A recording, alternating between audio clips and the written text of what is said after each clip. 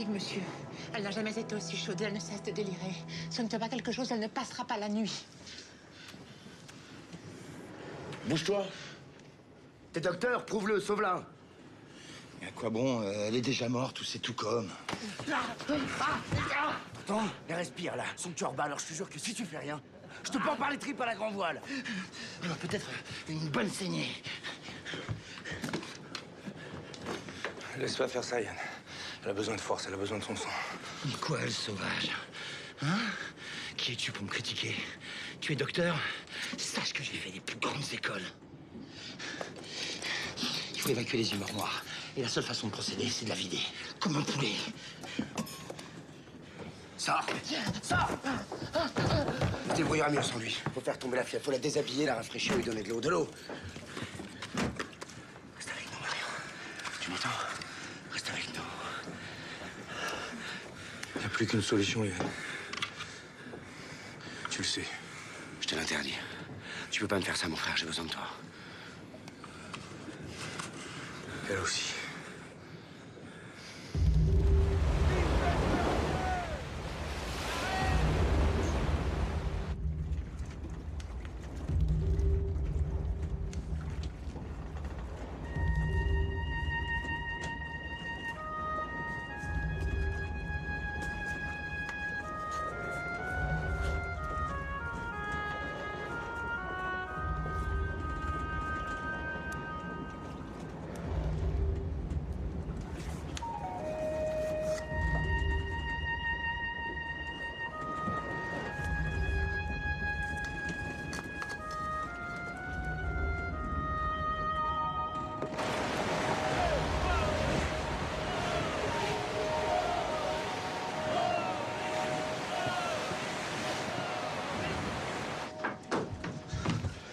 Chacun s'est enfermé avec Marion.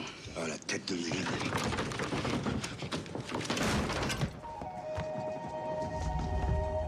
Mais c'est quoi ça?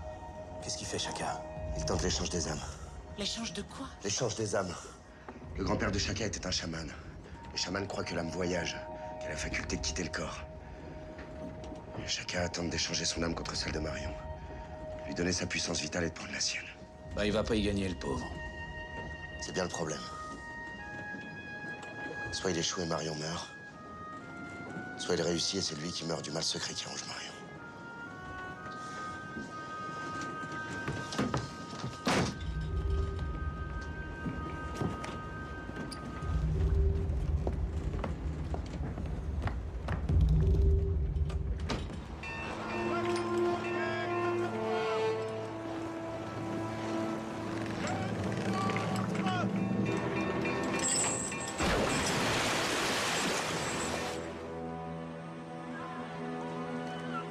Vous voyez ce fortin, cher marquis? Eh bien, nous y sommes enfin. Voyez-vous, mon cher, c'est dans cette baie où il n'y a pas âme qui vive. C'est précisément dans cette baie que le navire de feu l'amiral de Kermelec a sombré, emportant avec lui son trésor. C'est ici, dans l'axe de ce fortin, au milieu de la baie, comme il est indiqué sur la carte. Eh bien, il reste à voir pour le croire.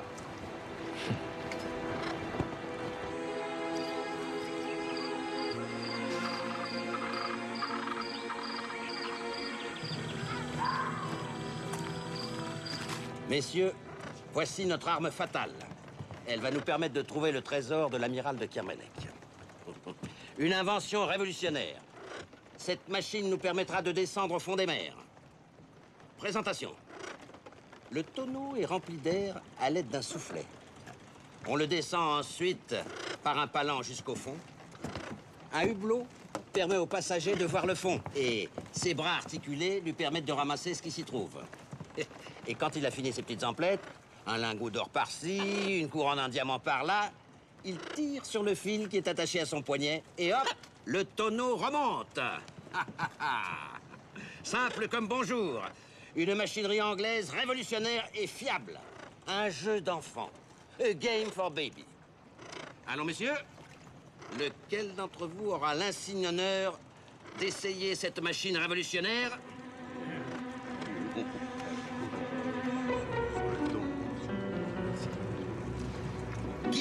entrera à jamais dans l'histoire de la science. Toi, petit, viens par là.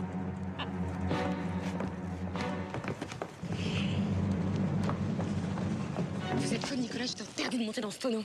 Êtes-vous donc criminel, monsieur, de sacrifier la vie d'un enfant? Voyons, Agnès, puisqu'il est volontaire. Et puis, à vous mettre dans un état pareil, n'est-ce point vous qui jouez avec la vie de votre enfant? Il a raison, mamie, ce n'est pas Ne raisonnable. vous préoccupez point de moi. Je suis assez sensée pour savoir ce qui me convient. Vous oubliez, madame, que votre personne ne vous appartient plus en exclusivité. Je saurai vous défendre, même contre votre gré si c'est nécessaire. Voilà qui est contradictoire, cher Villeneuve. Car il ne fait pas de doute que de tous les dangers qui planent sur cet endroit, vous êtes assurément le plus redoutable. Si bien que la seule mesure efficace que vous puissiez prendre pour protéger Agnès ne serait-elle pas de ne plus jamais croiser son chemin? Cela vous arrangerait, n'est-ce pas? Bon, assez, messieurs. Disputez-vous tant que vous voulez, mais vous ne sacrifiez pas la vie d'un innocent. Ce qui ira bien, madame, j'en ai la certitude. Cela marchera. C'est bien.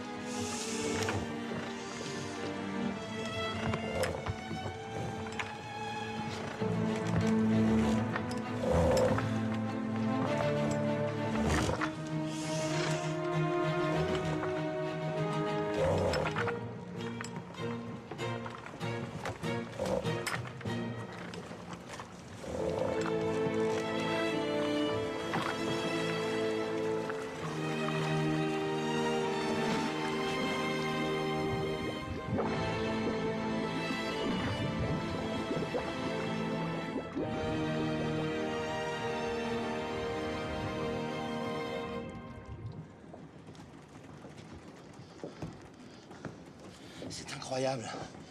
Il y a entre les deux malades une étrange correspondance. Quand je parviens à calmer la fièvre de l'un, c'est l'autre qui brûle. C'est comme s'ils partageaient entre eux une seule vie. Pas une même vie, une même âme, le Squarneck. Celle de chacun est en train de glisser dans le corps de Marion. Au coucher de soleil, il sera trop tard. Alors, il faut que tu choisisses, c'est ça? En sacrifier un pour sauver l'autre?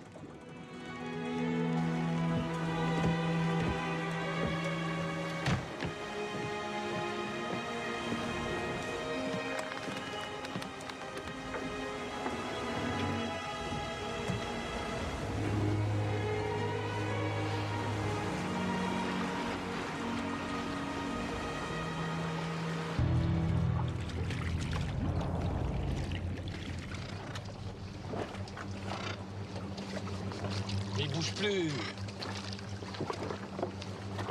Pas le moindre mouvement.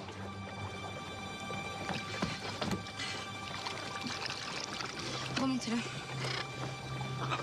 Remontez-le pour l'amour de Dieu! Faut attendre le signal comme nous l'avons convenu. Un ordre, remontez-le. Par tous les feux de l'enfer, remontez-moi ce tonneau! Et sortez-moi ce tonneau de l'eau! Et plus vite que ça!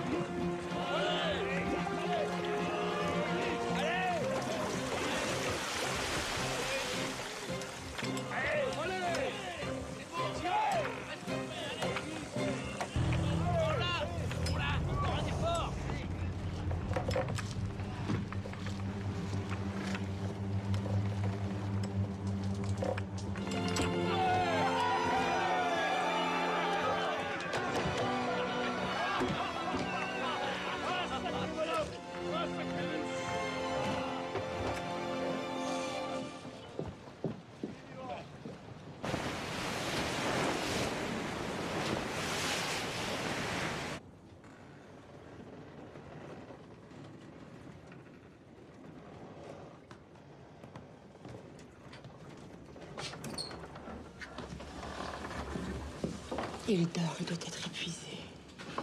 Non, pas ici.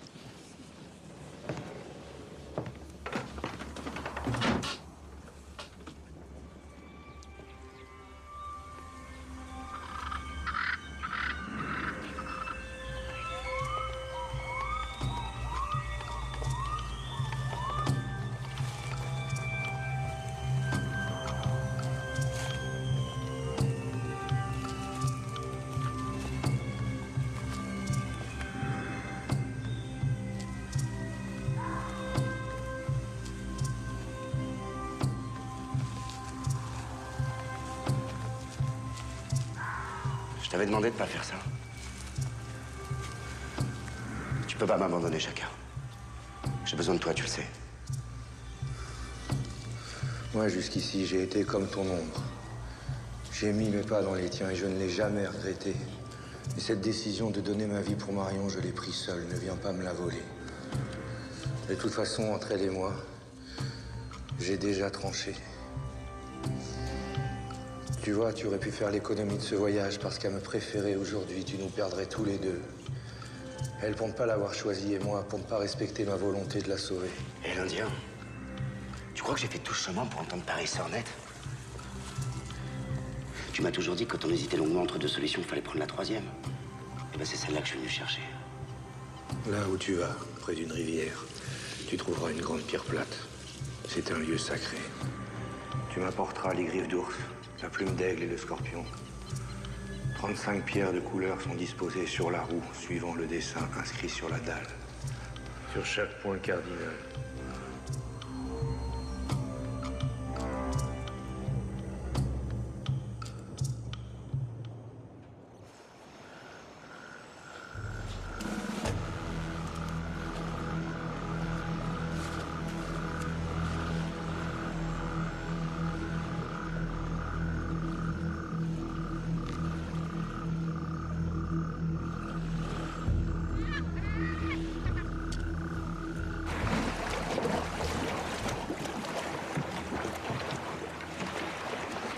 Nous avons fait plus de 6 plongées à ce jour, et toujours rien.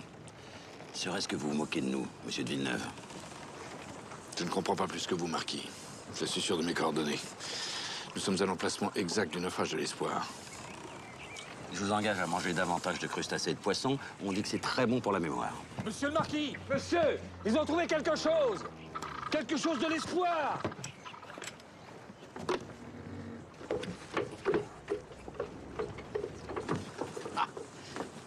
Une poulie rouillée.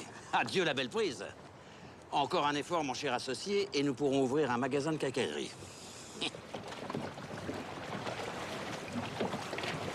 Marquis! Monsieur le comte! Il y a là un homme, monsieur, sur la plage, qui prétend habiter un fortin. Il dit qu'il fait du commerce avec les bateaux de passage. Il veut nous vendre des cordages de la viande séchée et un torboyau de sa fabrication. Le fortin est habité.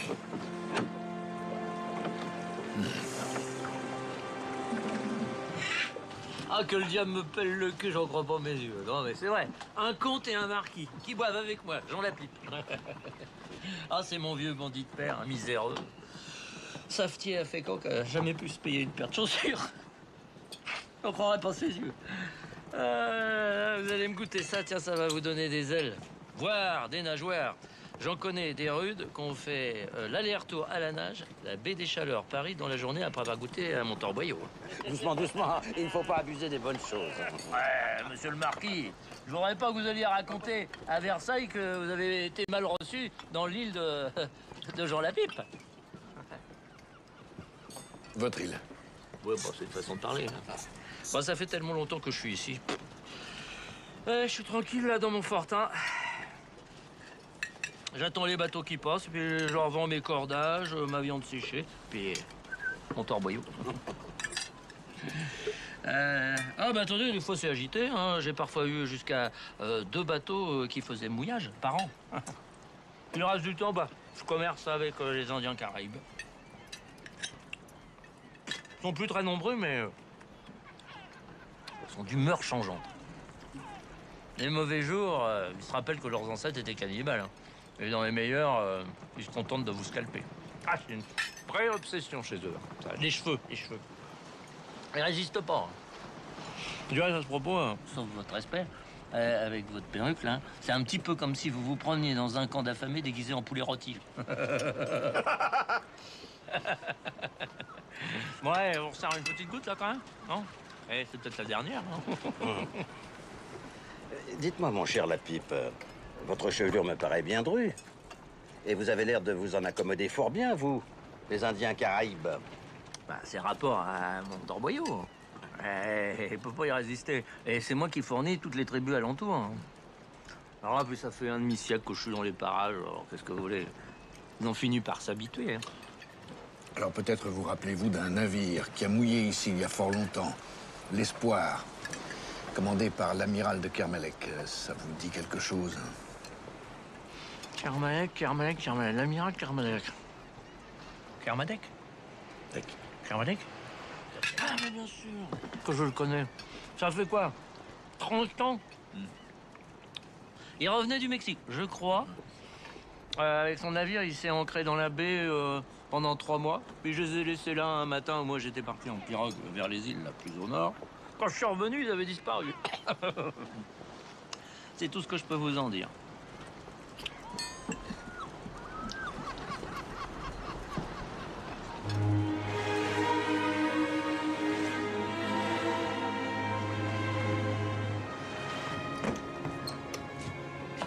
Elle vivra, l'épervier. Elle se rétablit même à une vitesse stupéfiante. Tout à l'heure, elle a ouvert les yeux. Je suis même arrivé à l'alimenter, à la faire boire. Là, elle s'est endormie. Tu as bien fait de choisir Marion. J'aurais fait comme toi. Oh, et perdre une si jolie fille, ça aurait été du gâchis. Quant à l'Indien, il n'y en a plus pour longtemps. Il est très faible, de plus en plus faible. C'est comme un feu éteint dans lequel il resterait quelques braises. Je suis même pas sûr qu'il passe la nuit. Il passera cette nuit. Et les 3 autres aussi, il me l'a dit. Il te l'a dit? Tu devrais te reposer un petit peu, capitaine. On s'est pas toujours bien compris tous les deux, mais ça m'embêterait que tu deviennes cinglé. On a convenu d'un marché, lui et moi. Je sauve Marion à la condition qu'il me laisse une chance de le ramener à la vie, lui aussi. Il m'a donné 3 jours. 3 jours pour l'emmener et pour le placer dans un cercle magique près d'une rivière, au pays des Indiens Caraïbes. Un cercle magique près d'une rivière. Et il t'a dit ça dans ton rêve. Sauve Marion, le Squarneck. Je sauverai chacun. On n'a pas de temps à perdre.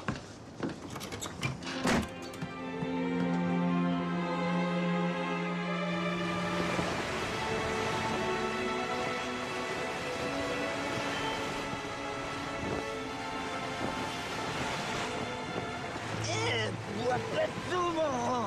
Ah, l'éponge. Le Squarneck? T'as laissé Marion toute seule?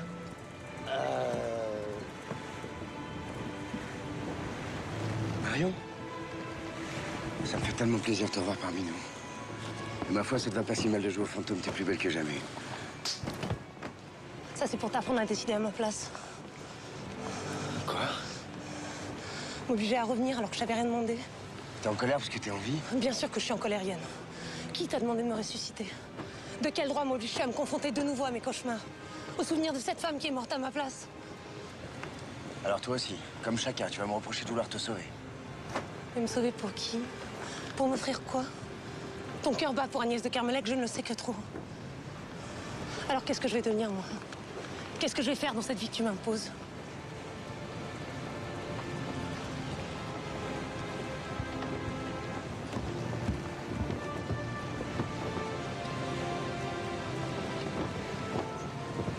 Vous deux en manœuvre. Allez.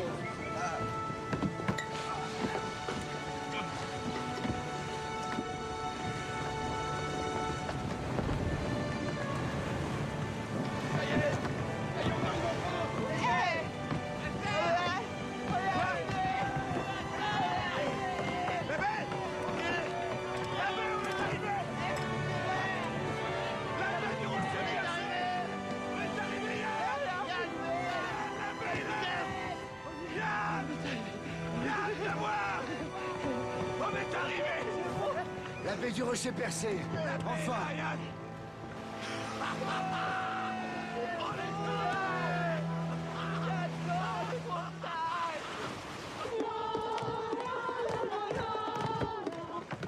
C'est un miracle! Chacun avait raison, elle existe bien cette île. Et je vais la trouver la rivière! Yann, tu veux rester ici? Et la Méduse, t'y as renoncé? Bien sûr que non, mais j'ai des priorités. Je dois sauver chacun et j'ai très peu de temps. Prépare notre départ.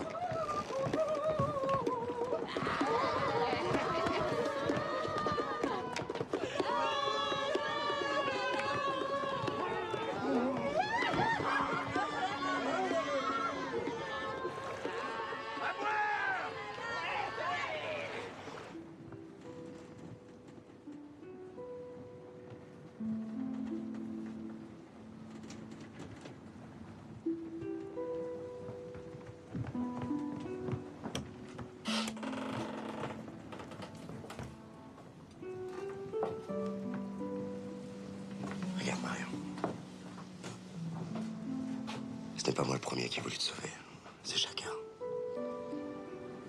Il a risqué sa vie pour préserver la tienne. Et au même titre que ta vie était entre ses mains, désormais c'est la sienne qui est entre les tiennes. Entre les nôtres. Nous devons le conduire en un lieu sacré sur cette île pour espérer le ramener parmi nous. Tu dois l'aider. Tu lui dois bien ça.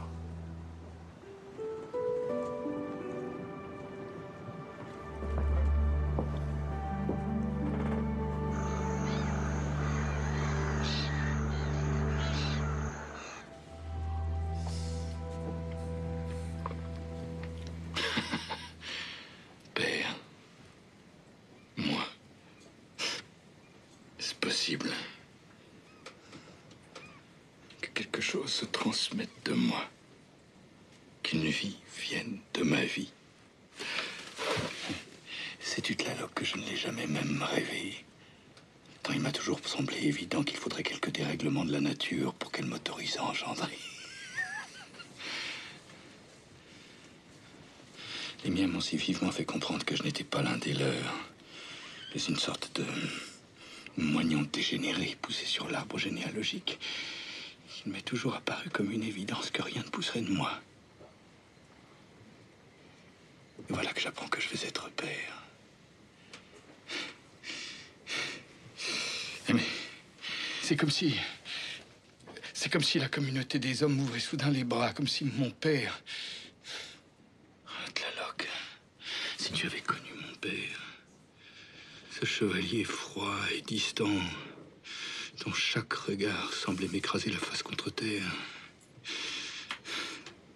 comme si mon père me souriait et m'invitait à venir m'asseoir sur ses genoux. Père Tlaloc. Mais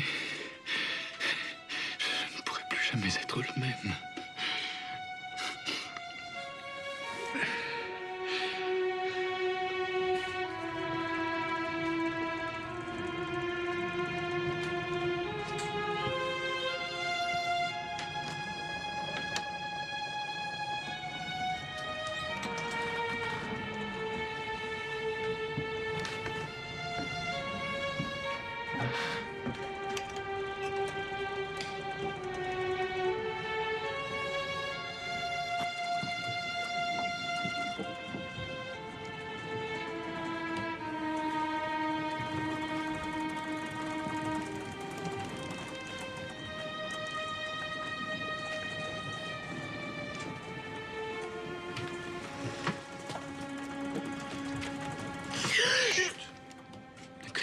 C'est moi.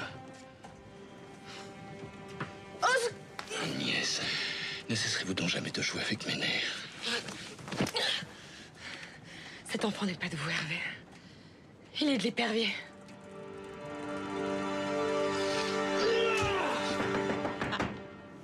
Ah ça, mais qui ose nous réveiller à pareille heure?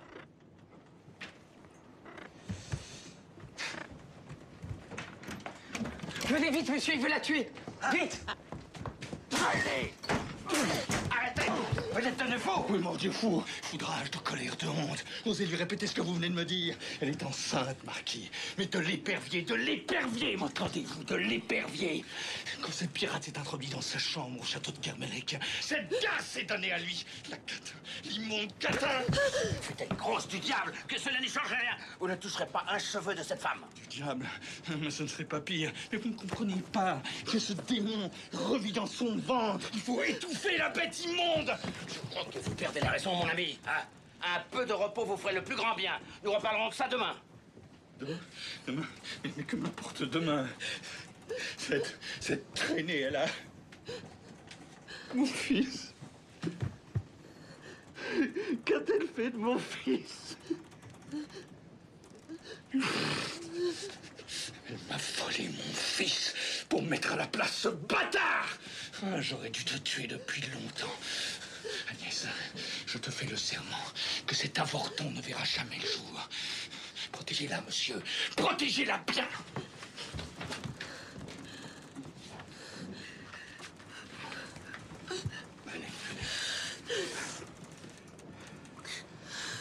Ah, madame, vous m'avez épaté. Quel talent pour l'improvisation. Le fils de l'épervier. Jamais cap bleu rouge n'a été agité devant plus beau taureau. Chapeau bas.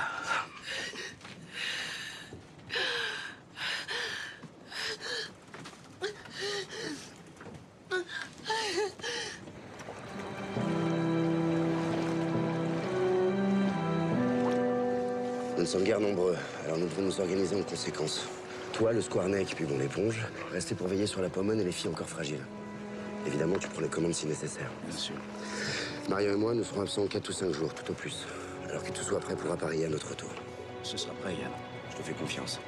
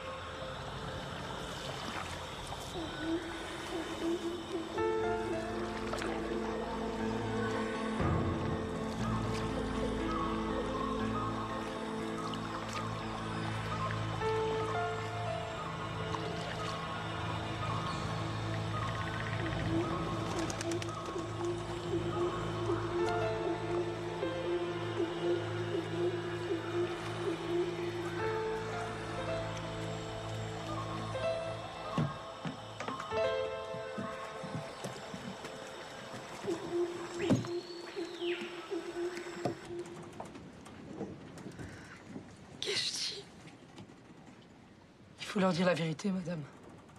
Vous pensiez vous protéger avec votre fausse grossesse, mais voilà qu'elle vous menace.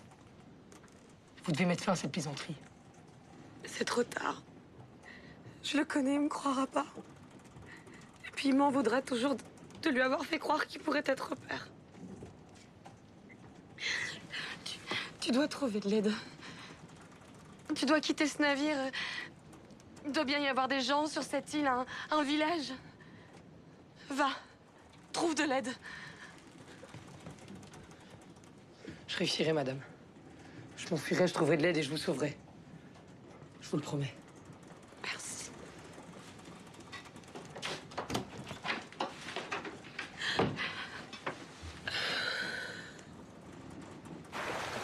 Lâchez-nous, les gars.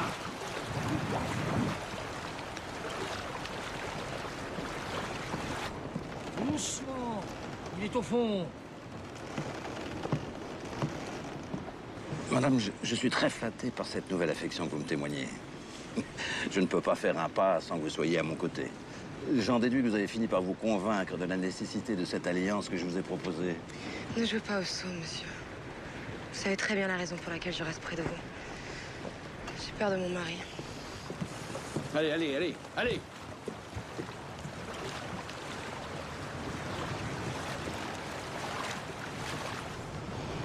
C'est que vous avez été fort, Agnès. On ne joue pas impunément avec la vie et avec le désir d'être père.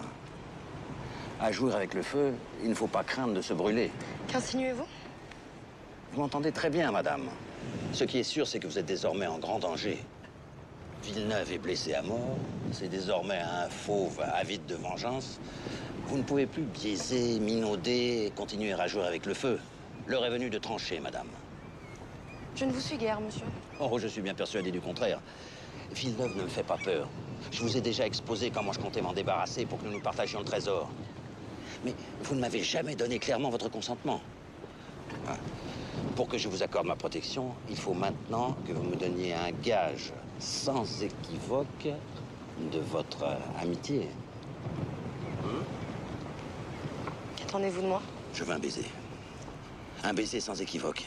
Un baiser qui scelle aux yeux de tous notre alliance. Après cela, plus personne n'osera vous chercher mauvaise querelle. Mais enfin, monsieur, je suis mariée, vous en souvenez-vous? Et enceinte de surcroît. Si bien que je ne vois pas en quoi vous pourriez me demander... Fille de ces conventions, madame, elles convenaient à l'ancien monde que nous avons quitté. Regardez autour de vous. C'est ici un continent vierge. Un monde sauvage. Baisez-moi, madame. Ou bien je vous abandonne et vous êtes perdu. Monsieur le marquis! Hé, là-haut! Venez vite! C'est Nicolas, il répond plus! Mon Dieu, allez,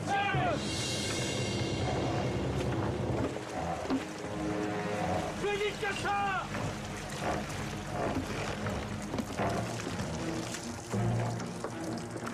Lâchez doucement! Mais attendez-vous, sortez-le! Et ça fait un quart d'heure qu'il ne répond plus au signal de remontée! Eh bien, le gamin bouge-t-il? Je ne saurais vous le dire, monsieur le marquis. Il a disparu.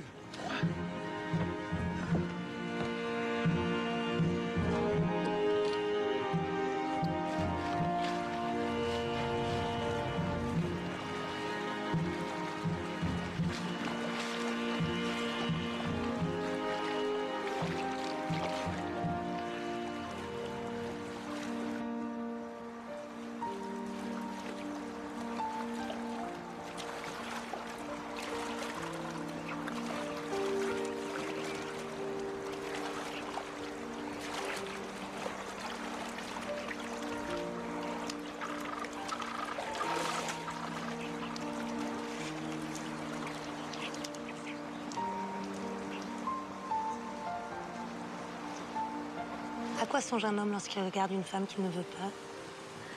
Il pense à la malice du destin. Malice qui pose sur ton chemin une aussi jolie personne que toi, tout en lui attachant le cœur à une autre. Et sublime. Et sûrement bien plus belle de cœur que de corps. Et je pensais que si j'avais pas rencontré Agnès... Avec des si, mon beau pirate, elle vivrait toujours heureuse au paradis avec Adam. T'en aimes une autre? Je me suis fait une raison. Je pourrais en vouloir à la Providence. Mais ça serait être bien peu reconnaissante, car le peu que tu m'as donné m'a rendu plus riche qu'une reine. T'es comme une étoile filante. Rien qu'à te regarder passer, j'aurais des étincelles plein les yeux. J'en connais point la cause, mais je confirme la présence des étincelles. Quant à cette fameuse Providence, laissons-la tirer les ficelles. Elle a sûrement pour toi quelques projets cachés. J'aimerais tant te croire. Crois-tu que nous allons réussir à sauver l'Indien? J'en suis sûr. Et on partira demain dès l'aube pour trouver le cercle magique.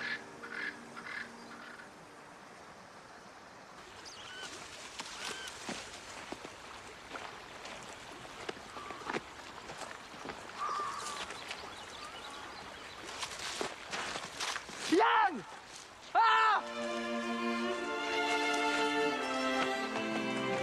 Hé! Voilà! J'arrive!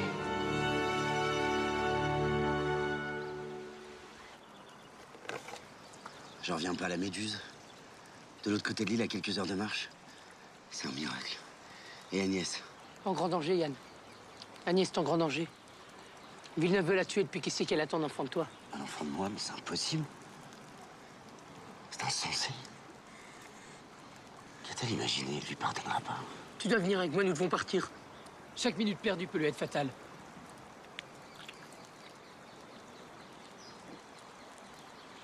Je suis désolé, Nicolas, c'est impossible. Je dois m'occuper de chacun.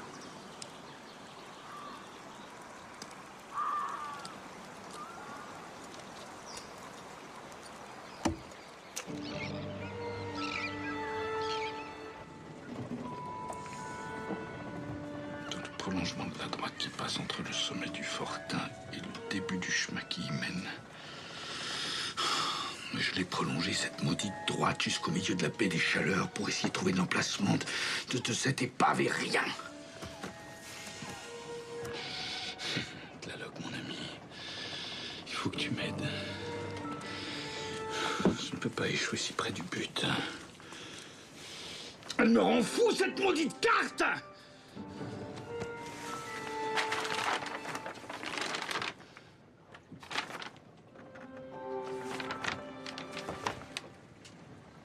À l'envers. Il faut prolonger la droite dans l'autre sens. Ah, le vieux bandit. Le vieux bandit d'amiral. Ah, le vieux bandit. À l'envers. Alors, le trésor doit être près du Fortin. Cela pipe doit avoir autre chose à nous dire.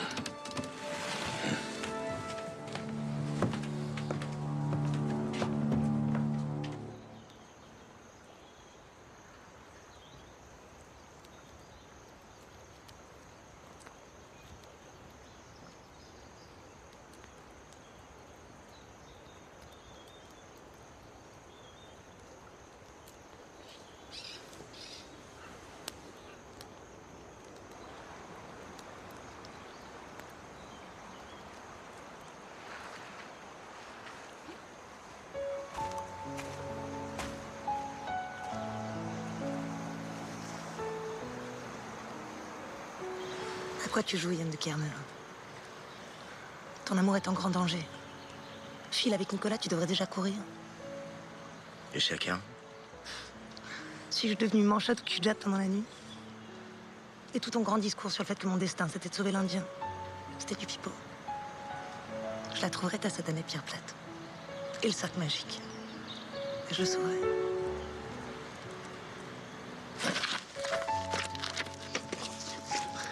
Alors, on se réveille, mon garçon. On n'a pas de temps à perdre. T'es un mec merveilleux, Marion. Je suis sûr que tu vas y arriver. Merci.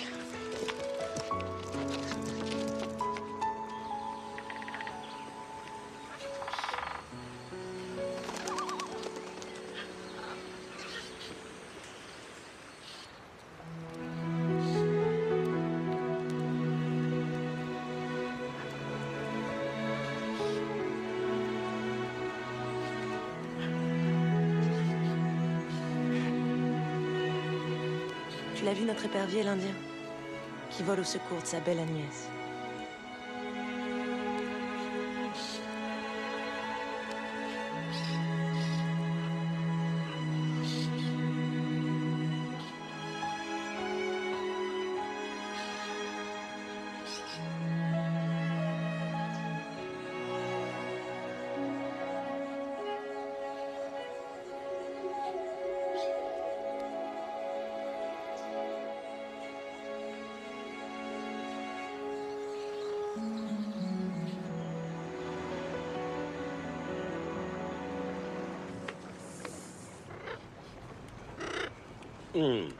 Ainsi, ce qu'on m'a dit est vrai? Oui. Je vous quitte, Marquis. Voyez-vous, je ne crois plus en l'existence de ce trésor. Et la présence d'Agnès m'est devenue proprement insupportable. Cette île est assez grande pour moi et pour la pipe, qui m'a assuré du prochain passage d'un navire où je pourrais prendre place pour le continent. Adieu donc, monsieur. Je vous abandonne tout, Agnès et le trésor, s'il existe. En voilà une surprise. Notre Villeneuve qui veut jouer au Robinson Crusoe et qui nous laisse tout. Qu'en pensez-vous, monsieur de la Perruche, de cette soudaine et étrange générosité? On galère! Comment? Oseriez-vous douter de la sincérité de notre ami? Ne voyez-vous pas combien cet homme souffre? N'auriez-vous aucune considération pour un homme qui désire se retirer du monde? Feriez-vous la fine bouche devant ces magnifiques cadeaux d'adieu qu'il nous offre? Une épouse qu'il ne veut pas de lui, et un trésor qui, pour l'heure, n'existe que dans nos rêves. Ne vous lasserez-vous donc jamais de railler, Marquis? Trouvez-vous vraiment du plaisir à frapper un homme à terre? Un homme à terre? Je n'ai été père que quelques heures, monsieur. Et pourtant, j'en sors profondément meurtri. Je pars en espérant cicatriser cette blessure. Vous n'êtes pas obligé de me croire. Attendez, vous me voyez plus noir que je ne suis. Et je n'ai pas le cœur aussi sec que monsieur de la Perruche. Ah, venez, ma chère.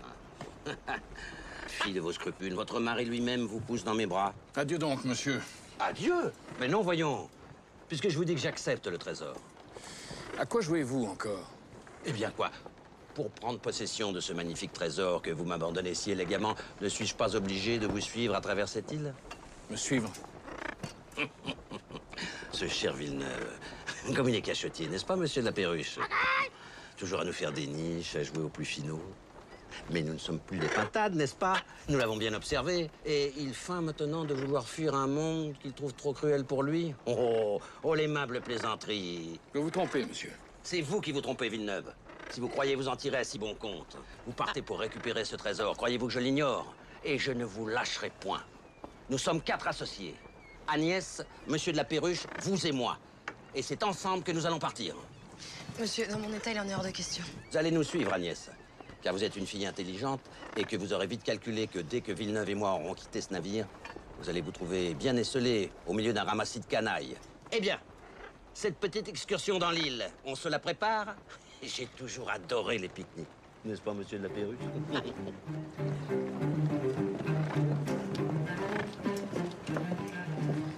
Partez sans crainte, hein, monsieur le marquis. Votre bateau et l'équipage sont entre de bonnes mains. Comptez sur nous.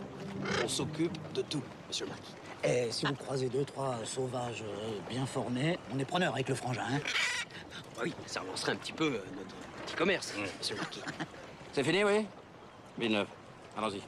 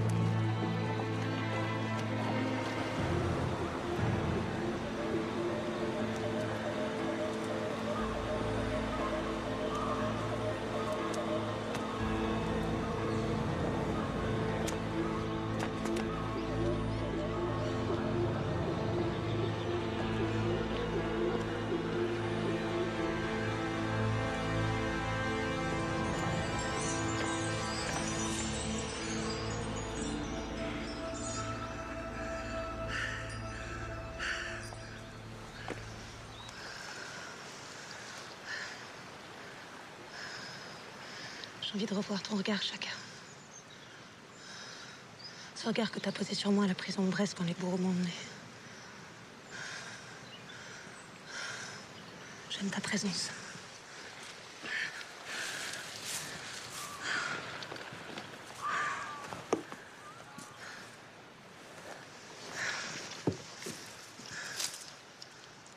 Tu m'apaises. Je suis bien avec toi.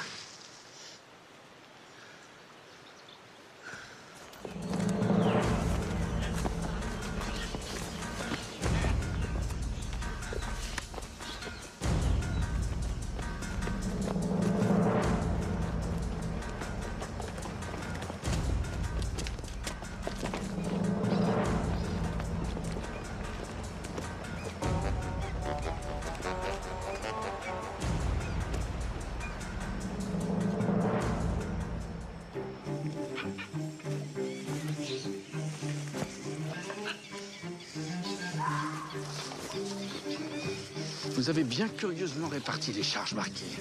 Expliquez-moi pourquoi je devais être chargé comme un âne batté et vous si léger. Nos charges ont été au contraire très équitablement réparties, mon ami. En ce qui me concerne, personnellement, outre le fait que j'ai monsieur de la Perruche sur l'épaule, ne suis-je pas obligé de supporter sans cesse vos reproches et votre incompétence? Allons, allons, pressons, la nuit va tomber. Quant à Agnès, elle porte en son sein une petite vie qui palpite déjà. Ah, cessez de vous agiter, monsieur de la Perruche. Ah. Monsieur de la Perruche, revenez! Je vous interdis de vous éloigner!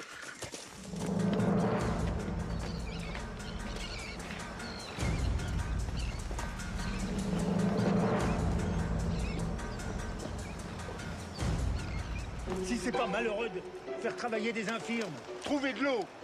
Ah, il en est de bonne, ton frère, on n'est pas des sourciers. T'es pas sourcier avec Guibol, mais ta jambe folle te fait souffrir chaque fois qu'il va pleuvoir. Alors, elle peut peut-être nous aider à trouver une source. Sinon, je te la fais bouffer, ta jambe.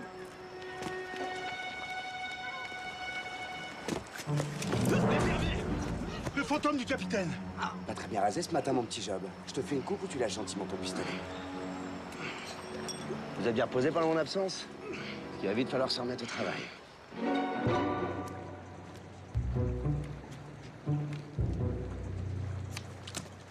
Archer! Ton frère et les deux autres viennent. On les fait monter. Et qu'est-ce que tu voudrais faire? Les faire couler? Ah, je vous jure, je suis pas aidé, moi. Moi alors, qui me suit? À quoi bon? Tout le monde sait que tu triches. Évidemment que je triche. Sinon, à quoi ça sert d'être celui qui tient le pistolet? Et toi, Manfer? Tu me suis ou tu te couches? Avec le jeu d'enfer que j'ai, je relance le tour. Crétin! Mais j'ai horreur de perdre. Bon, allez, abat ton jeu, vieux débris, ça m'étonnerait que t'aies mieux que mon carré d'as. Hein. Au mieux que tu crois. Un épervier. Arsène! Tu vas pas me croire, mais ça me fait rudement plaisir de te revoir. Vous m'avez manqué, ton frère et toi. Tiens, allez, je t'envoie cette fois-ci. Ah, mon Yann! Qui gagne? Allez. Depuis Brest que j'attendais ça. Monsieur de la Perruche! Monsieur de la Perruche! Revenez! Monsieur de la Perruche!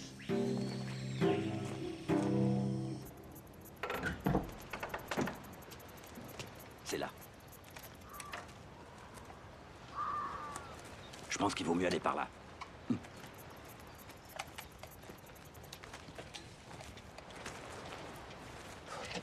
Sommes-nous arrivés au but? Avons-nous découvert le trésor de l'amiral de Kermelec? Ah, regardez.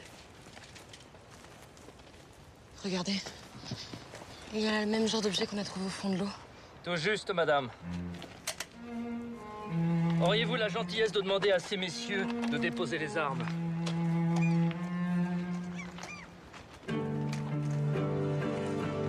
Enfin, je vous tiens.